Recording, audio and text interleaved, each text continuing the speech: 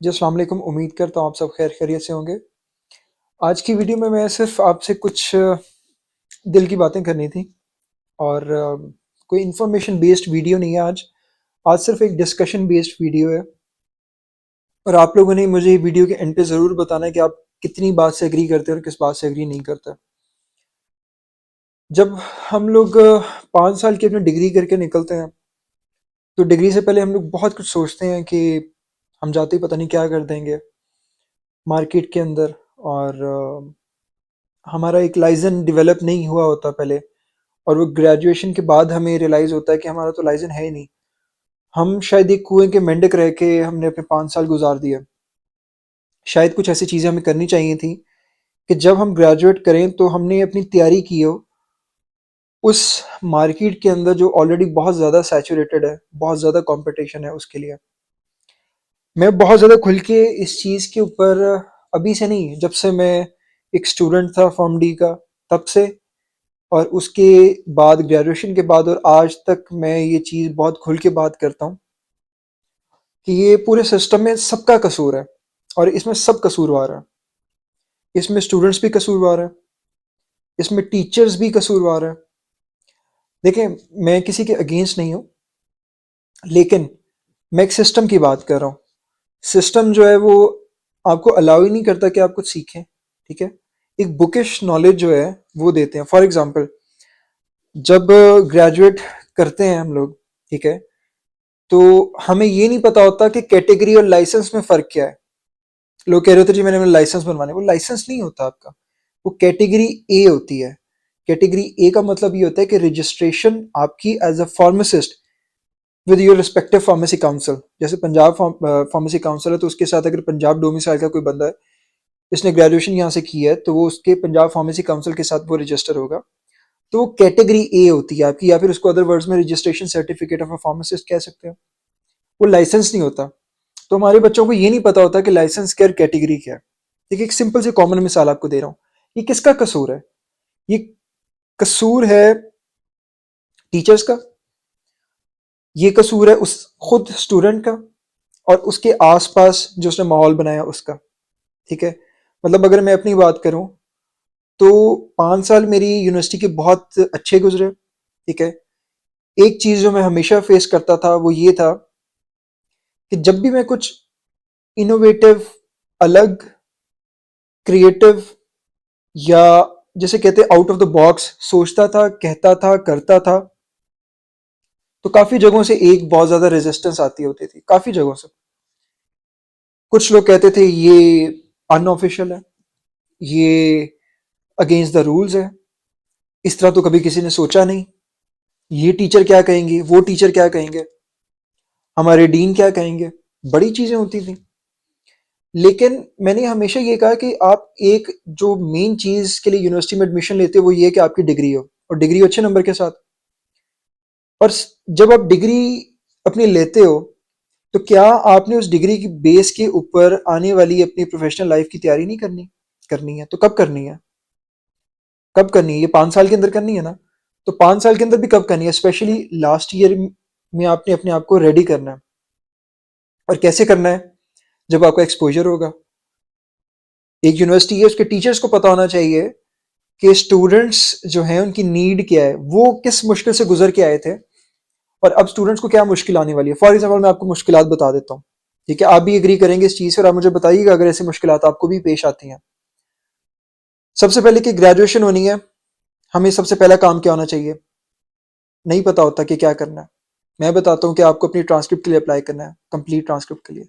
फौरी तौर पे आपको अपनी कॉन्वोकेशन से पहले ही आप अर्जेंट डिग्री के लिए अप्लाई कर सकते हैं। उसकी बेस पे आप अपने फार्मेसी काउंसिल में अपनी कैटेगरी के लिए अप्लाई करते हैं। जब कैटेगरी के लिए अप्लाई करते हो तो आपकी जो अपॉर्चुनिटी या विंडो ऑफ जॉब्स है वो बहुत इंक्रीज हो जाती है, बढ़ जाती है, ठीक है? उसके बाद आपने अपने एरिया ऑफ इंटरेस्ट को टारगेट करना है। एरिया ऑफ इंटरेस्ट मतलब बच्चों को ये नहीं पता होता कि उन्होंने किधर जॉब करनी है, उनका एरिया ऑफ इंटरेस्ट क्या है, ठीक है?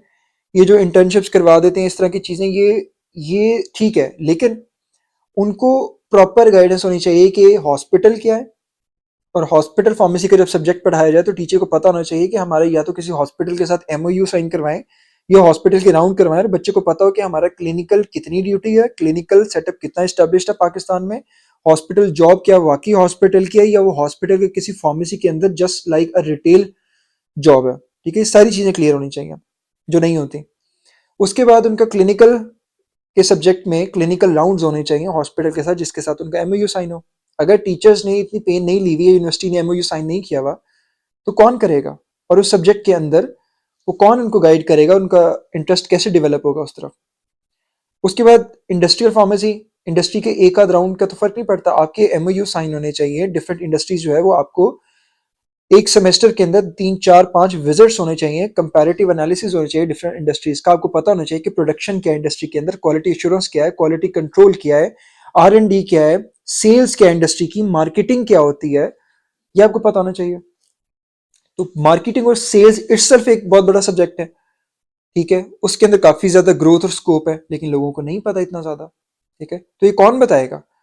किसने बताना था, किसने तैयार करना था? वो लोग जिनको पता था। और किसको पता था? यूनिवर्सिटीज को, टीचर्स को। कितनी यूनिवर्सिटीज हैं?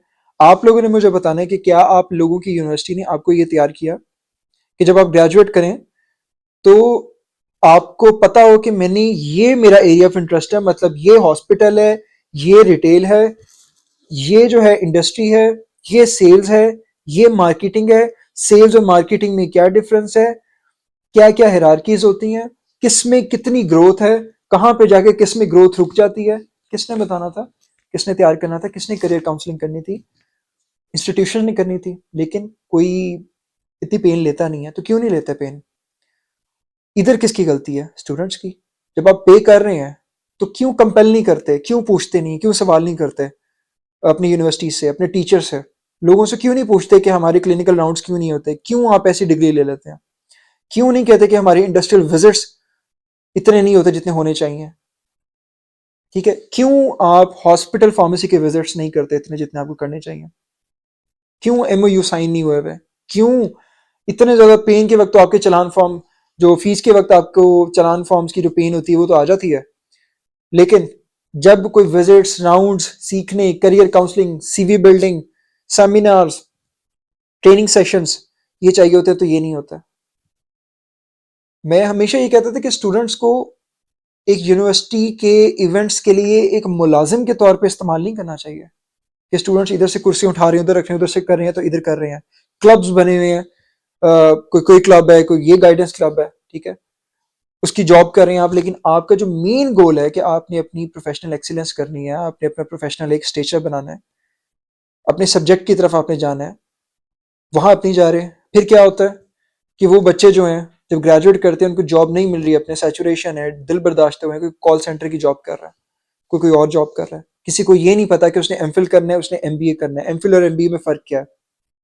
एमबीए करके उसको सेल्स की जॉब मिलेगी या सेल्स और मार्केटिंग की जॉब में वो वैसे भी जा सकता है, और बाद में वो आगे एमबीए उसकी रिक्वायरमेंट होती है, उसको सिर्फ जरूरत के लिए एमबीए करना पड़ता है। एमफिल करता है तो कौन सी विंडो उसकी ज्यादा ओपन होती है? एमफिल करना है तो किस में करना है, किसका स्कोप है ज्यादा, किस एमफिल के अंदर ज्यादा सैचुरेशन है, कौन सी यूनिवर्सिटीज है जो एमफिल करवाएंगी, कहाँ से एमफिल की वर्थ ज्यादा होगी, इंटरनेशनल होगी या लोकल होगी? किसने बताना था और किसने ट्रेन करना था?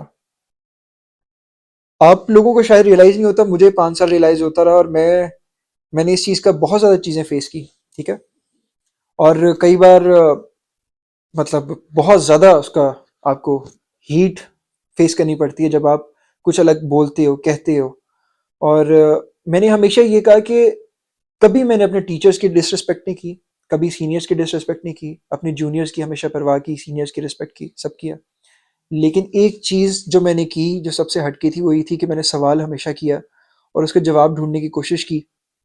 जब मुझे नहीं मिला तो मुझे लगा शायद ये एक ऐसा सवाल है कि जिसका जवाब बना नहीं, और इसका जवाब मुझे ढूंढना ही है, इसका जवाब मुझे तलाश करना है। तो शायद कुछ सवाल ऐसे थे कि जिनके जवाब आज मैं तलाश कर रहा हूँ, और जिनके जवाब मुझे मिल चुके हैं वो कोशिश करता हूँ कि मैं आप लोगों के साथ बांटू वो चीज़ें। हमारी फील्ड के अंदर लेग पुलिंग बहुत ज़्यादा है, हमारी फील्ड और प्रोफेशन के अंदर जेलिसी बहुत ज़्यादा है, एनवियस नेचर लोगों की बहुत ज़्यादा है। अगर आप एक लेवल के ऊपर और कोई बंदा ऊपर जाता है, ठीक है, तो दूसरा शायद उसको बर्दाश्त नहीं करता, दूसरा क्या करता है कि उसको नीचे लाने की कोशिश करता है, और नीचे लाने की कोशिश करता है, गिराने की कोशिश करता है, पर्सनल अटैक करने की कोशिश करता है, और समझते हैं कि शायद वो ऊपर हो गया, हालांकि वो उधर ही खड़ा हुआ है। वो अगर नीचे गिराया है तो उससे क्या फ़ायदा? आप तो उधर ही खड़े हो। तो आपको पता चलता होगा कि यूनिवर्सिटी में जाते हैं, ग्रुपिंग्स हो जाती हैं, ग्रुप टूटते हैं, नए ग्रुप बनते हैं, 5 साल गुज़र जाते हैं और फिर पता चलता है कि आपने किसी चीज़ में एक्सपर्टीज़ हासिल ही नहीं की। आपको नहीं पता था कि आपने प्रेशर को किस तरह से डील करना है। आपको नहीं पता था कि जब आपको एक समंदर में फेंक दिया जाएगा, तो कैसे उसमें तैरना सीखेंगे। किसने गाइड करना था आपको? टीचर्स ने। और टीचर्स को किसने मजबूर करना था? किसने सवाल करना था? किसने अपने डीन से सवाल करना था? किसने अपनी यूनिवर्सिटी से पूछना था कि हम आपको फीस दे रहे हैं तो हमारे लिए करियर काउंसलिंग आप कब करवाएंगे? अगर एक यूनिवर्सिटी है, एक एक्स वाई जी यूनिवर्सिटी, बहुत ज़्यादा उसके बच्चों ने पब्लिक सर्विस कमीशन पास किया, वहाँ पे एक्स्ट्रा क्लासेस हो रही थी पब्लिक सर्विस कमीशन की तैयारी के लिए, उसके मुकाबले में प्राइवेट यूनिवर्सिटीज़ लेने वाली या फीसिस लेने वाली प्राइवेट यूनिवर्सिटीज़ जो है, किसने तैयारी करवाई बच्चों को पब्लिक सर्विस कमीशन की? कितनी यूनिवर्सिटीज़ ने तैयारी करवाई, अपने बच्चों को ट्रेन किया? किसी ने बॉदर नहीं किया। क्यों? क्योंकि आप लोग छोड़ गए। You are just an alumni. ठीक है। मैं किसी को टारगेट नहीं कर रहा, ये ना सोचिए मैं किसी को टारगेट कर रहा हूँ। पूरे पाकिस्तान का एक मंजर कशी आपके सामने कर रहा हूँ। ये हालात बहुत ख़राब हैं और इसमें आपका उतना ही रोल है जितना किसी और का। तो सारे टीचर्स, सारे स्टूडेंट्स ये सोचें, सवाल करना सीखें, डरें मत। अपने टीचर्स को अपना रहनुमा समझें, उनसे पूछें कि ये ऐसे क्यों है और अगर ऐसे है तो वैसे क्यों नहीं है। जितना आप सवाल करेंगे उतना आपको पता चलेगा, आपका विजन ब्रॉडर होगा। वो किसी ने सही कहा है कि जितना आप पहाड़ पे चढ़ते हो, जितना पहाड़ पे चढ़ते हो, जितना ऊंचाई पे जाते हो एक एफर्ट करके, जो ज़मीन पे खड़े हैं उनको तो एक लेवल नज़र आ रहा होगा। जितना आप ऊंचा जाते हो तो आपका विजन ब्रॉड होता है और आपको इर्द गिर्द का ज़्यादा नज़र आता है। जितना आप टॉप पे पहुंचोगे आपको उतना ज़्यादा नज़र आएगा। और एक वक्त आएगा कि आप उधर पहुंच जाओगे कि जहाँ पे आप हर चीज़ को देख सकोगे और फिर आपको रियलाइजेशन होगी कि आप एक वक्त पहले कहाँ पे थे। और अगर आप ये सफ़र ना करते, ये मुश्किल रास्ता ना इख्तियार करते तो कहाँ पे रहते आप। बहुत सारी ऐसे रियलिटी चेक्स हैं जो मैं आप लोगों के सामने लेके आऊँगा और मैं आपसे सवाल करूँगा और मैं सवाल करता रहूँगा। और ये सवाल आपने खुद से भी करना है, ठीक है? और कोई अगर आपको ऐसा लगे किसी टॉपिक पे बात करनी चाहिए या किसी चीज़ को सेंसिटाइज़ करना चाहिए, तो मैं तो नहीं डरता उससे। आप मुझे ज़रूर बताएँ, कोई भी इश्यू होगा तो मैं उस पे बात करूँगा। और जहाँ तक आपको किसी को मेरी सपोर्ट चाहिए तो I will always be there. और सवाल करें, सवाल पूछें, इश्यूज़ को हाइलाइट करें, टीम वर्क करें, यूनाइटेड पॉलिसी रखें, क्योंकि मैंने हमेशा देखा अपनी अपनी यूनिवर्सिटी से लेके बाकी यूनिवर्सिटीज़ में देखता हूँ, डिवाइड एंड रूल की पॉलिसी है। अगर कोई एक इंसान किसी को यूनाइट करता है और लोगों के दिल में घर करता है, तो दूसरे लोग खुश नहीं होते। वो ये कहते हैं कि हमें डिवाइड एंड रूल करना है। और ये जो डिवाइड एंड रूल होता है, ये हमेशा याद रखें कि ये बहुत वक्ती होता है। एक वक्त के बाद खत्म हो जाता है ये काम। You just have to learn to live in the hearts of the people rather than ruling the minds. ठीक है, ये याद रखें। दिमाग पे हुक्मरानी जो होती है वो बहुत वक्ती होती है और सारा कुछ एक वक्त के बाद वो सब असलियत सामने आ जाती है। लेकिन जो दिल में इज्जत होती है, जो दिल में कदर होती है, वो हमेशा रहती है।